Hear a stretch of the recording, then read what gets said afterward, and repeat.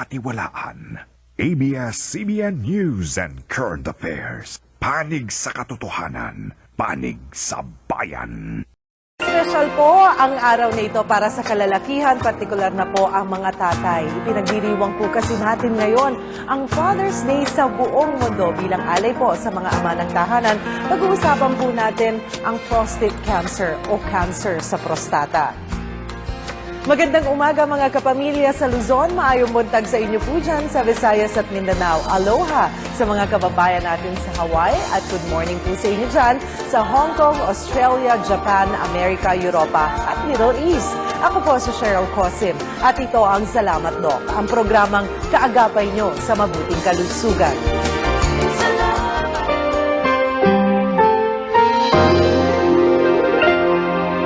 Salamat Doc sa inyo, salamat sa pagtulong nyo. Pag-aalaga ay tapat at totoo. Maayos na kalusugan, buong hangat kanino man.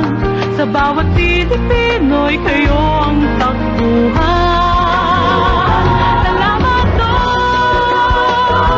Salamat Doc! Salamat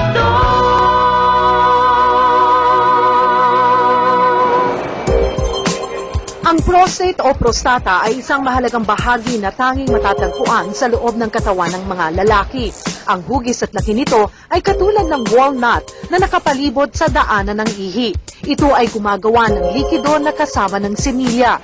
Kapag ang mga lalaki ay nasa edad 40 pataas, dapat na silang sumailalim sa digital rectal exam, prostatic specific antigens o PSA, at prostate biopsy taon-taon para maiwasan ang paglaki ng kanilang prostata. Sa ganitong paraan din, posibleng maagapan ang prostate cancer habang ito ay nagsisimula pa lang.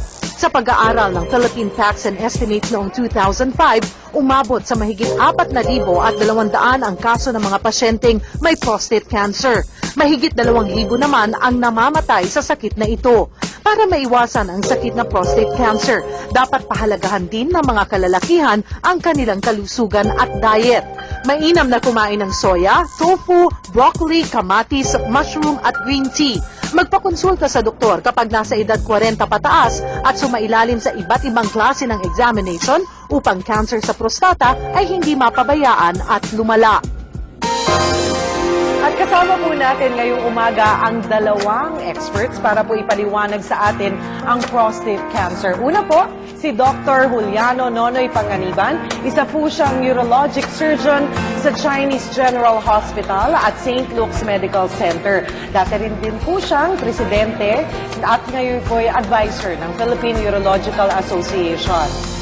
Kasama rin po natin si Dr. Luis Florencio, ang consultant urologist sa National Kidney and Transplant Institute, Quirino Memorial Medical Center at Amang Rodrigo Medical Center.